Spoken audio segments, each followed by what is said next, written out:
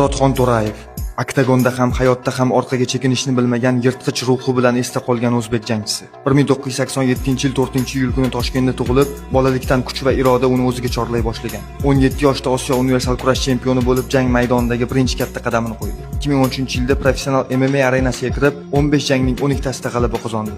Sochidagi Liga S70 turnirida rossiyalik Yevgeniy Yeraxinni atiga 25 soniyada nokaut qilishi unga Osiyo ayig'i degan laqabni berdi. Bu jang shunchalik ta'sirli bo'lganki, uni tomosha qilgan Vladimir Putin ham hayratini yashira olmagan. Biroq kuchli jangchilarning taqdiri ko'pincha xavf bilan yonma-yon yuradi. 2018-yil yozda Toshkentdagi tungi klubda kelib chiqqan mojaro Xonto'rayev hibsga olinishiga sabab bo'ldi, lekin tez orada ozod qilindi. Oradan 6 oy o'tmasdan 26-noyabr kuni Chorsu savdo markazida unga pichoq bilan hujum qilindi. Murodxon To'rayev hech qachon jangdan qochmadi, na ringda, na hayotda. Lekin 2021-yil 19-iyul kuni Toshkentda yuz bergan halokatli avtomobil to'qnashuvi uning qisqa ammo yulduzdek porlagan hayotini so'ndirdi. Uning qabri boshiga kelganlar odatda jim turadi.